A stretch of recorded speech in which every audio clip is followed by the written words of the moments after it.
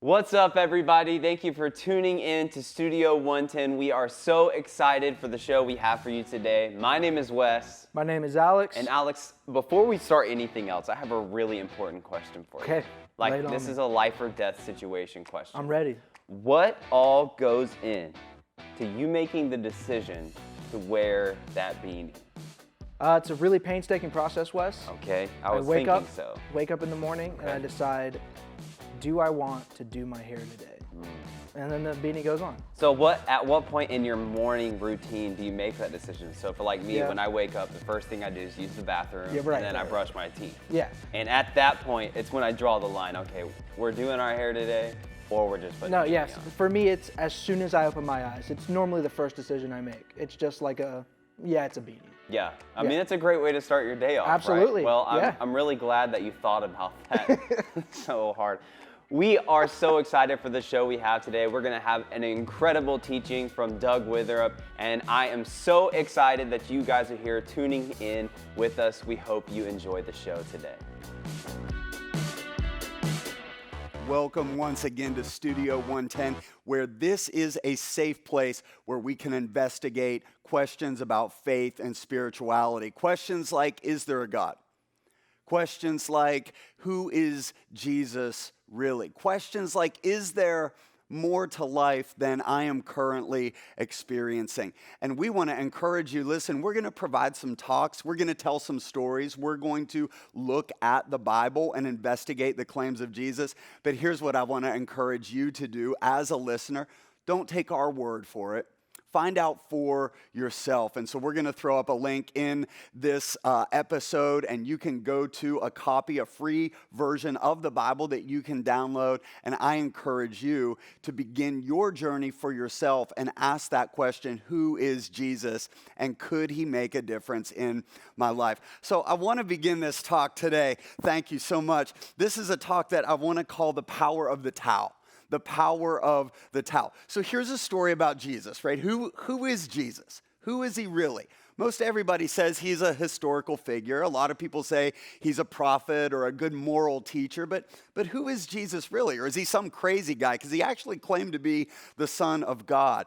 So I want to read a couple of verses from an account in the Bible that Jesus says. And Jesus says this, so now I'm giving you a new commandment.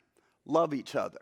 Just as I have loved you, you should love each other. By this, all people will know that you are my disciples if you have love one for another. I was at a wedding a couple of weeks ago. My cousin Scott in Pennsylvania was getting married, and it was amazing. It was an outdoor wedding. It was by Slippery Rock Creek. There was a creek running in the background, and just a beautiful August day there as fall was kind of in the Northeast getting ready to early set in, and one of his friends was given a toast, and it was one of those moments where there were all the feels, and it was just, people were wiping tears away and all the friendship and love and everything like that. It was a good, loving moment where you felt it, but love doesn't work like that all the time, right? After the marriage, it's figuring out which end to squeeze the toothpaste from, and does the toilet paper go over the top or underneath? And I'll just settle that. It always goes over the top, always, never goes underneath. So there, I just saved somebody some marriage counseling, right? But here, so Jesus he's beginning this speech. He's like, let's love each other, guys. Let's all Jesus, let's do it. Let's love each other. But then Jesus takes a radical step. So here's the next part of this scripture verse. So Jesus gets up from the table, took off his robe, wraps a towel around his waist, and poured water into a basin. And then he began to wash the disciples' feet, drying them with the towel that he had around them. To understand what a radical concept this was, you got to understand a little bit about this kind of culture. So this is the Mediterranean. It's a hot climate, and it's an agricultural climate. So people wore sandals, they took care of sheep, and they were working outside all day. when they came in that wasn't just dirt on their feet. Their feet were nasty. They were covered with animal waste and all different kinds of stuff. And so it was the job of the lowliest servant in the house. If you were a little bit confused about where your status was at the lunch table, you knew when you got the basin and the towel, and when you were told to go ahead and wash everybody else's feet, it meant that you were the youngest, you were the least, you were the most insignificant. We may know your name, we may not. And here Jesus is the CEO of this company. Like, Jesus is in charge. Jesus is the rabbi. Rabbis in that day, it was a big deal. They had these long flowing gowns and tassels, and when they walked into the marketplace or they walked into the city square, they expected everyone to call them rabbi, to treat them with respect, and they certainly wouldn't have been caught anywhere near grabbing a towel. And so Jesus grabs this towel. Here's what I want to walk through. There were 12 people in the room, but I want to walk through 3 of them in particular. So the first person in the room is a guy named Thomas. Now, I know you're not a Thomas, but you get to represent Thomas here. Thomas, if you know a little bit about the Bible, Thomas was the disciple they called Doubting Thomas. Doubting Thomas. And then you have somebody named Peter.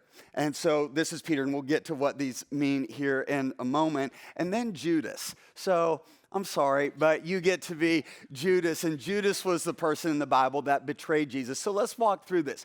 So Jesus washes the feet of all of the disciples, but the first person that he washes the feet of was Thomas. People that doubt him. You ever have anybody that has doubted you in your life? Like somebody that should have supported you, but doubted you. And here Jesus says, even though you doubt who I am, even though you doubt my mission, my purpose in life, I'm gonna serve you. And then Peter's the brash one out of the group. Peter is the one that he's always talking. Peter talks before he thinks, and Peter's like, Jesus, even if everybody else leaves you, I'm going to stay with you. And Jesus says, Peter, actually, you're not. You will deny me before the rooster crows 3 times. Peter, you're going to leave me. I'm going to really need you. I'm getting ready to have the most significant moment in my life. And Peter, you're going to abandon me, but I'm going to wash your feet anyway. So all of us have people in our lives like this, right? At any given moment, we've got some people that doubt us. I don't really know if they're going to be able to do and accomplish what they say they are. We've got people in our lives, unfortunately, that have left us, people that when we needed them the most, people we really thought we could count on and rely on, but they've left us. And then Judas is actually the one that goes to the Roman soldiers, tells the Roman soldiers where Jesus is, betrays him, and that's how Jesus ends up on the cross. And here's the crazy thing, is that Jesus actually chooses to serve. This is the first thing that I want to grab from this account. We will all have an opportunity in our lives to do one of 2 things, because this is going to happen. This is called life. People will betray you. People will doubt you. People that should be standing by you will leave you. And you'll have an opportunity to do one of 2 things. You can either pick up the towel and serve them and love them anyway and pray for them and bless them, or you can pick up an offense. And here's the thing, you can't pick up both. I know it looks like you can. I know it looks like you have 2 hands, but you can't pick up both. Either you can pick up an offense and allow that thing to get inside of you and cause a root of bitterness, or you can say this, I'm going to live free. I'm going to live above this. I'm going to live beyond this, and you can begin to love. See, this is why the gospel's so radical, is that Jesus not only demonstrated this, but he teaches his followers to do that. And then here's the other thing. So in one sense, this towel represents our choice in life. In another sense, all of these 3 individuals behind me here, I've sat in all of those seats because I've had doubts about my faith. I've had doubts about, is God who he says he was? I've left I've left, even though myself, I'm a follower of Jesus, there have been times in my life where Jesus has needed me and I've left him, I've abandoned him. And then there was a time in my life where I completely walked away from Jesus and I betrayed him. And the crazy thing is, again, is that Jesus chooses to wash the feet of all of these people. Peter, let's go back to Peter for a moment, because Peter kind of exemplifies, I think, a lot of our response. Peter says, no, Jesus, you're not going to do that. You're not going to wash my feet. And Jesus responds by saying this, Peter, unless I wash your feet, you don't have any part of me. So this is what happens. There is part of Peter, I think, in all of us that we know. I think if we have this sense like that there is a God, the second thing is, and I'm not good enough for him. Like we know how much junk is. I won't make you take off your shoes, but we know what we've walked through. We know what we've stepped in. And for Jesus to say, I can wash your feet, there's something within us that says, Jesus, you don't know what I've stepped in. I've done too many wrong things. I've made too many mistakes. I've lied too much, whatever it is. I have too much stuff in my past. And what Jesus says is, Peter, it doesn't matter about your failures. I want to wash your feet anyways. And so this is what I want to leave you with today is this final question. What if? What if Jesus really is who he says he was? And what if this is not just a story that happened 2,000 years ago, but what if you dared to allow Jesus to wash your feet? What if you dared to believe that there really is a God that despite of everything that you've walked through, really wants a relationship with you?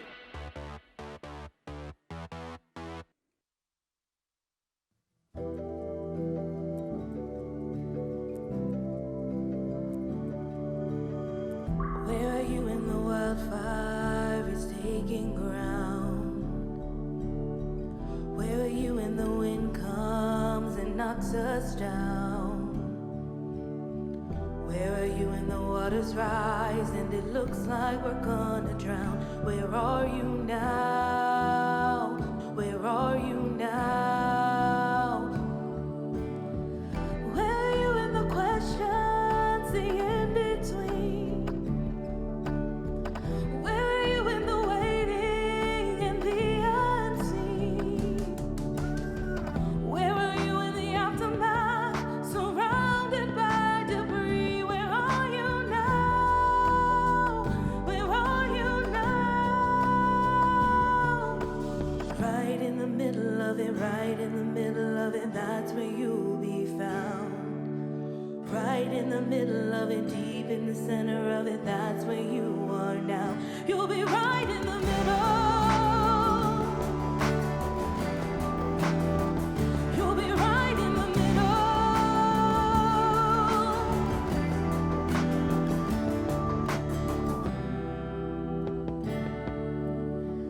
You are there on the front lines in the retreat. You are there in the chaos and in the peace. You are there in the victory, and you hold us in defeat. That's where you are. That's where you are. Right in the middle of it, right in the middle of it, that's where you'll be found. Right in the middle of it, deep in the center of it, that's where you are now.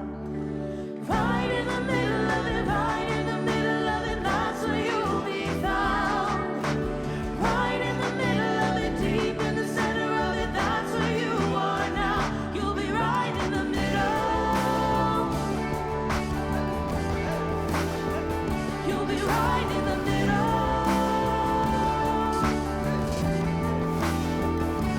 Sure in the storm, fixed in the flood, oh, you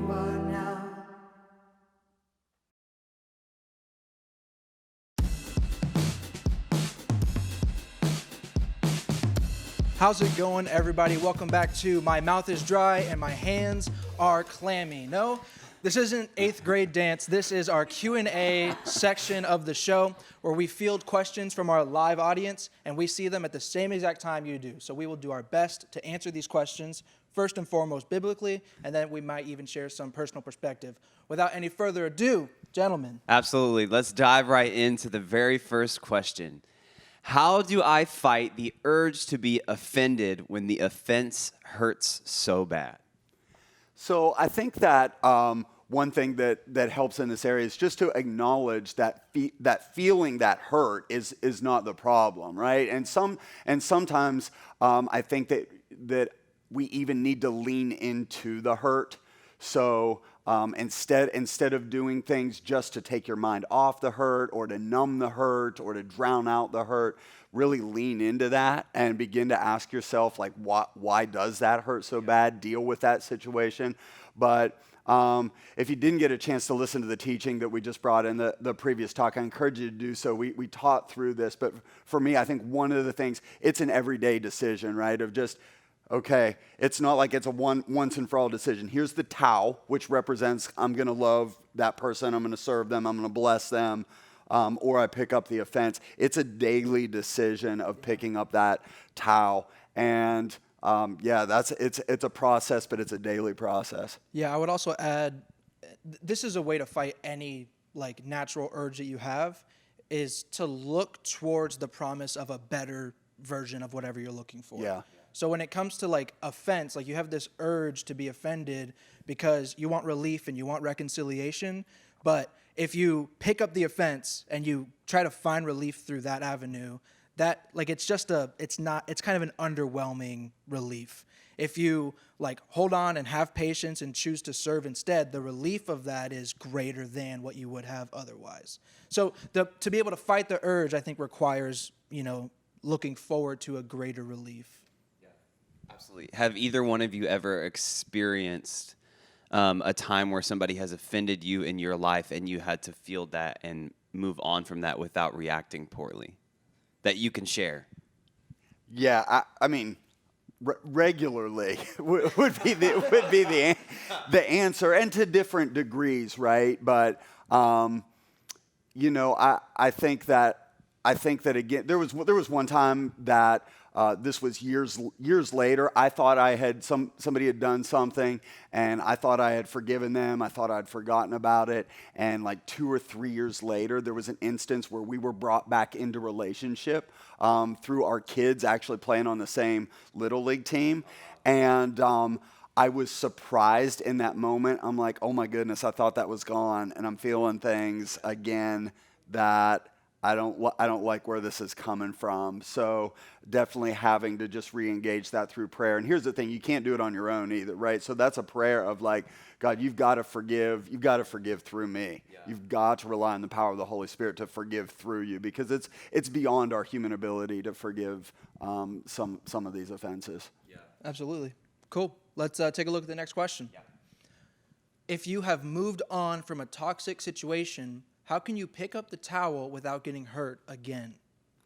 I think we have to stop looking at this as a one-moment situation. Like, I don't think picking up the towel or picking up offense is like a case-by-case basis, but I think it's a mentality that will spread into everything. So every day when you wake up and you decide, I'm just going to be offended by everything, every situation's going to drive you crazy. And usually when you're offended by one thing that day, 10 other things follow. Right. And you decide that you're offended. Like, you wake up and your day goes from a 0 to a 25 all at one time.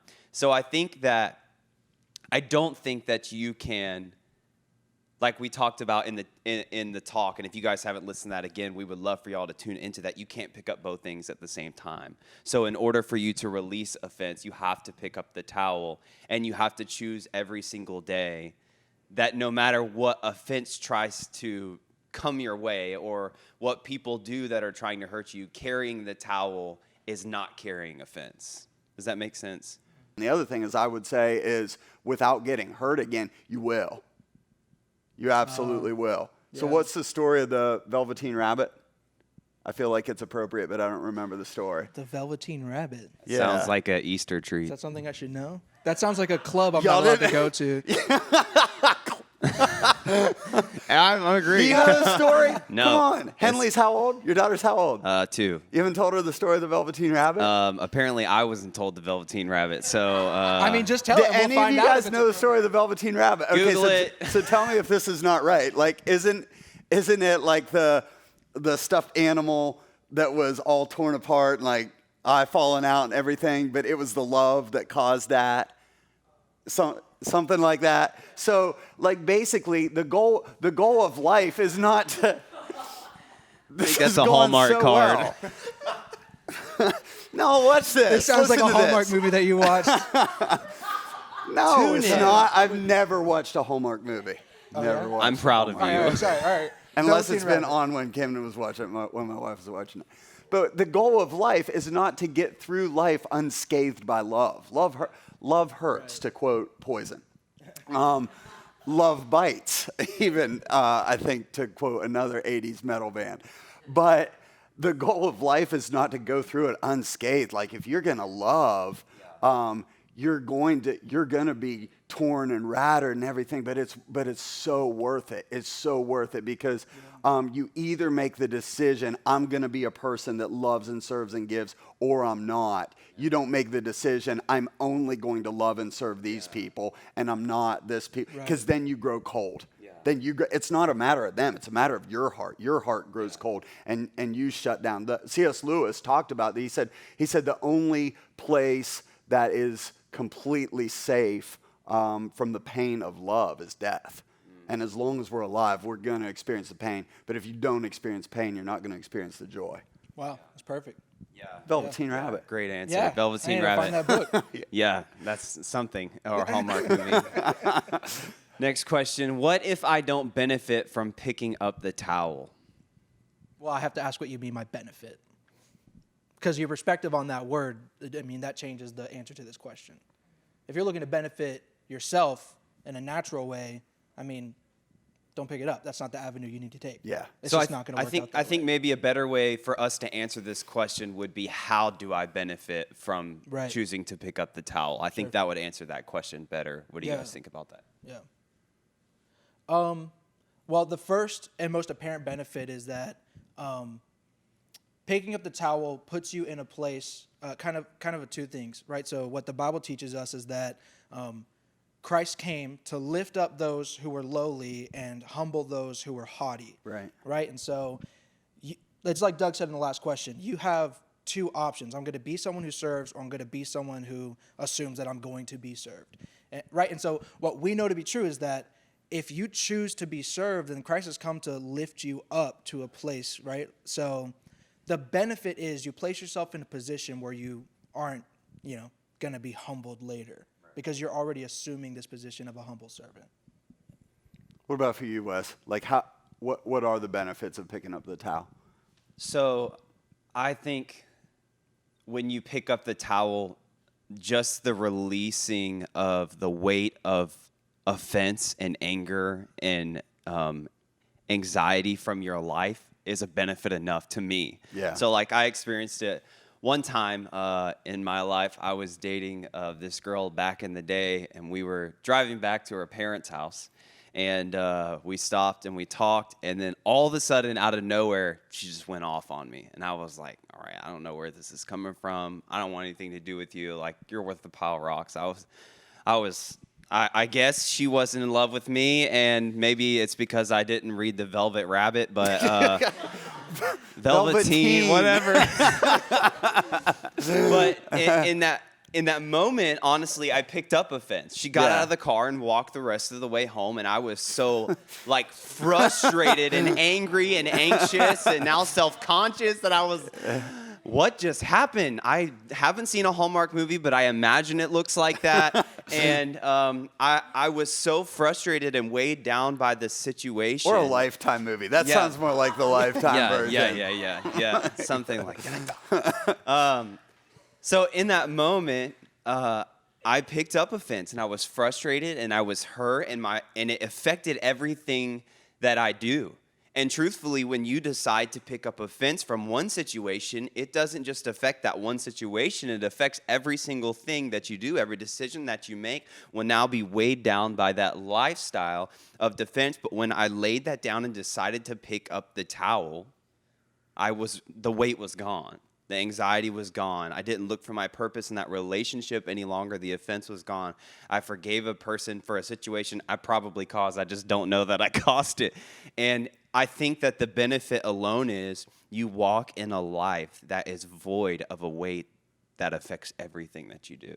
If you would have hung on to that, you wouldn't have gotten Crystal. Right. So right? Yeah. So when I decided to pick up the towel and I made the decision, not just to say, out loud that I picked up the towel and I now believe in Jesus and I want to be like him and wash people's feet, but I truly made it a part of my life and I decided to pick up the towel.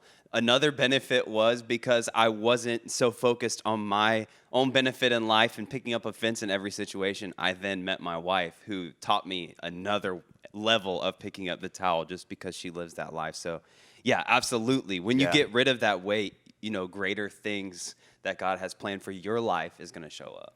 Awesome. Sweet. Let's take a look at our next question. Okay, you have to try to answer this question in a sentence. Okay. Is serving my enemies a deal breaker to becoming a Christian? Can I be a Christian and not do this? Try to answer that in a sentence or less. So I'll go back to what Alex said. We're trying to answer these questions, not what do we think. Right.